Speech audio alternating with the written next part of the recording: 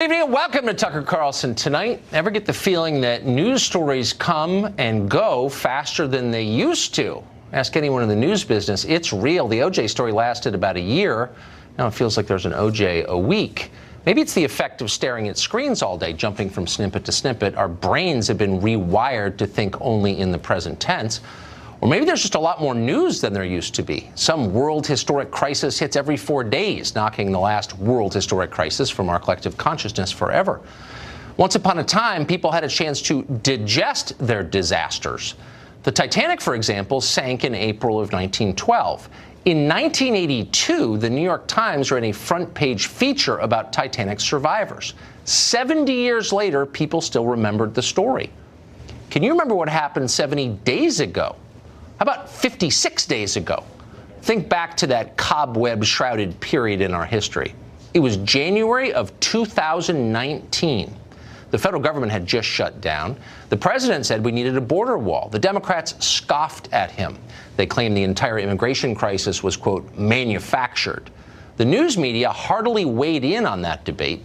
In case you can't remember whose side the media took, here's a clip from our archives.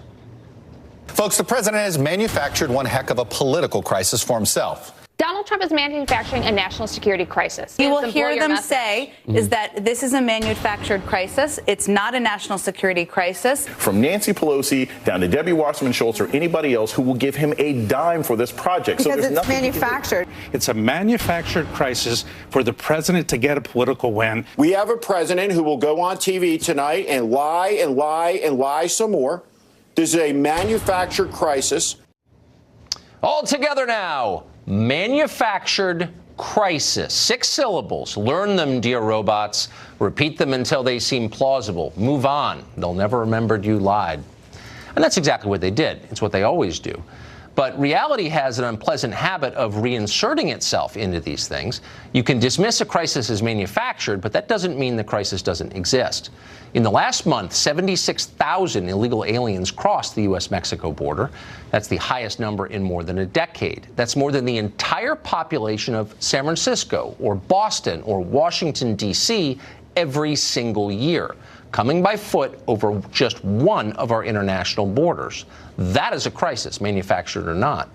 How are the people in charge responding to this crisis? Well, they're still lying. And not just lying, because that's never enough for them. They're lying and sneering at the same time, all with maximum self-righteousness. They're selling us a steaming load of BS and screaming at us for not believing it. Here's young pioneer Alexandria Ocasio-Cortez letting you know that if you want your border secured, you're a bad American. The good Americans are the ones trying to sneak into America. The president should not be asking for more money to an agency that has systematically violated human rights. The president should be really defending why we are funding such an agency at all. Those women and children trying to come here with nothing but the shirts on their back to create an opportunity and to provide for this nation are acting more in an American tradition than this president is right now. Yeah. They're the real Americans. Well, Ocasio-Cortez expanded on this on Twitter last night. She denounced any Democrat who might be tempted to compromise in any way on immigration. Only open borders are morally acceptable. Quote, where was the concern last week when 26 Democrats voted for a GOP amendment to expand ICE powers rooted in the racist plus false trope that Latino immigrants are more dangerous than U.S.-born citizens?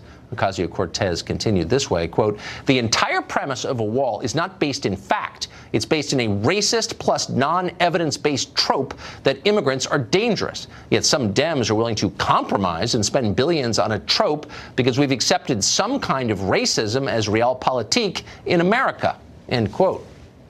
Racist! White supremacist! Anyone who disagrees with me is a Nazi. How tired are you of screeching like this? How boring has it become? Well, not to Alexandria Ocasio-Cortez. She thinks it's fresh and cutting edge. She thinks she's the future. In fact, she's completely out of touch. She has no idea what America is like. Her tiny little world of fair trade coffee shops is thriving. She thinks everyone lives like her. That's how closed her mind is. She is the oldest 29-year-old in history. For millions of other people, the country they grew up in is crumbling. Bad immigration policy is not the only reason for that, but it's a major reason for it. Every year in America, drug overdoses kill more Americans than the entire Vietnam War. And one of the main causes of that is fentanyl, much of which is smuggled across the Mexican border. In all of fiscal year 2013, the Fed seized a total of 2 pounds of fentanyl. That's enough to kill 450,000 people.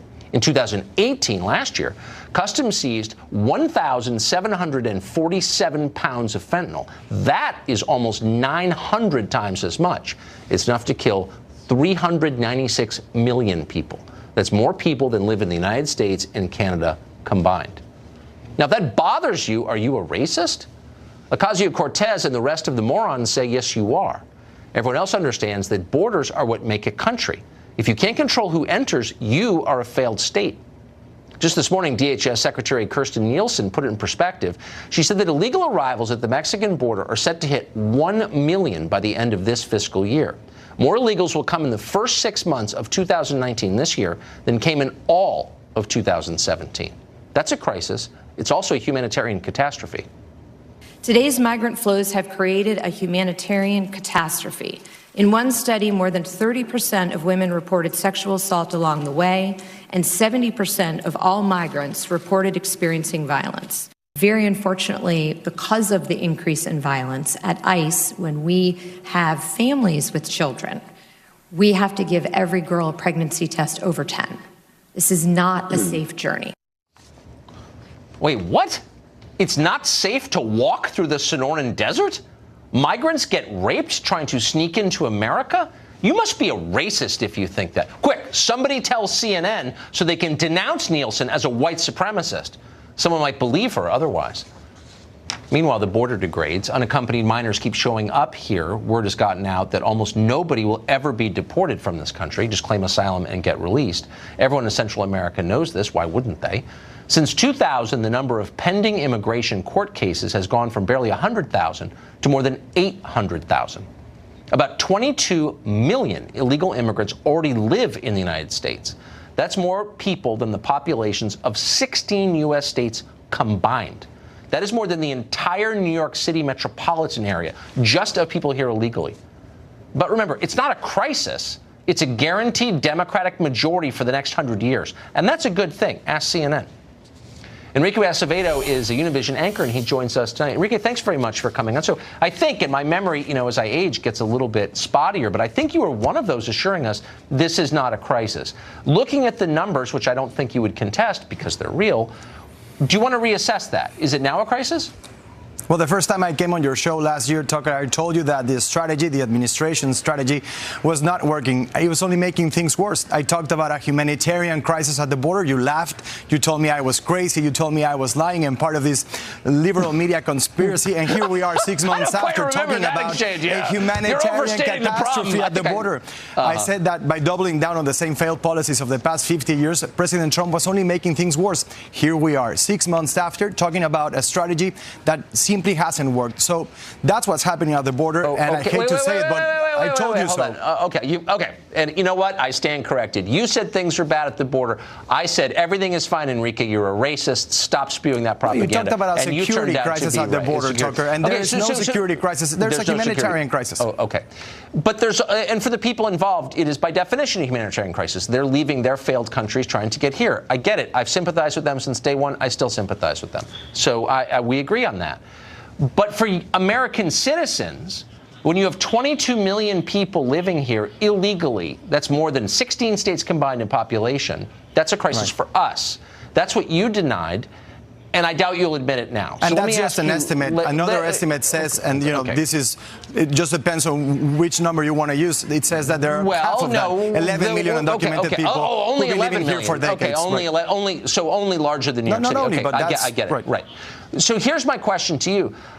How many would constitute a crisis? How many people do we have to let live illegally in our country before we say, you know what, we have to start deporting people? What's the number? Give me a sense, ballpark. I think there is a crisis. That's not what we're debating. There is a humanitarian crisis at the border, and a wall and limiting the number of people who can claim asylum legally, that's not going to make things better. That's actually going to make things worse. These refugees are turning themselves into Border Patrol agents. They're not running away from Border Patrol agents. You can ask them at the border. Because because they know that the system is a scam, and that's why we have 800,000 pending immigration cases. You're telling me that children, Right. 7, 8-year-old children and their mothers know that the system is it's working in their favor? They know how the legal system works here in the U.S.? That's what I'm saying. That's exactly what I'm saying, and you know that that's true. But let me ask you. And that's the reason why they're coming, Let me right? ask you, Not because they're because their being countries victims of violence and extreme poverty. I've never doubted that. Even I've never climate doubted change. that. I'm an American, and my interest is in my country, which is the United States of America. And I don't believe that having tens of millions of people illegally in your country or using social services is good for my country. It may be good for theirs, it's not good for mine. Why is it not good for the illegals country? living in what this sense country. does it make the country worse? Tucker, I would like to know. It's very simple. It's very simple. When people who are poor come to a country that's getting poorer, that country doesn't get richer. And I don't have to guess about that because I've lived here the whole time. The Rockefellers were very poor when they came to this country. Another one of the most celebrated dynasties in the history of the U.S. Right. That was about 150 years ago. I'm saying right now, the country that we're living in, California, and that's where the racism argument comes into play. But maybe the problem is that these immigrants are coming from Latin America and that we keep conflating immigration with crime, with terrorism, with economic hardship. What I'm saying is, every time in your show when we talk about immigration, you have images of dangerous gangs. I'm sure this is happening now as we speak. I'm a racist for wanting to control who comes into my country. The overwhelming majority of our immigration comes from conflating immigration with crime and terrorism and economic hardship, Tucker. That's not the reality. I'm not conflating anything. Every time we talk about immigration on your show, there's a negative connotation to this discussion. There are even negative images illustrating immigrants, like dangerous gangs and let me ask you that really kind of thing. Does it take, I'm trying not to use a vulgarity on the air, it takes a lot of chutzpah, doesn't it, to come into someone's country without permission, illegally, break their laws, use their social services, and then whip around and call them racist, which is the game. That kind of takes a lot of guts, doesn't it? Well, if you put it like that, but I don't think that's what's happening with them. You're doing that to me right now. I'm a racist. I'm not using any social services. I'm actually paying hundreds of thousands of dollars in taxes, and I don't use any social services because as an immigrant I can't until I become a citizen. You know that, right? Even as a permanent resident, a legal resident. It's been a very generous country for a long time, and this kind of abuse makes Americans more cynical and less generous. And so if you want immigration to continue to enrich this country, you've got to get it under control and let Americans decide who comes and who doesn't. That's it. That's simple. And stop calling them racist because it's very tiresome. It's dumb. Again, the racism comes from conflating immigration with crime, with terrorism and economic hardship. You're calling Americans racist because they don't like being invaded. I get it. Enrique, thank you very much.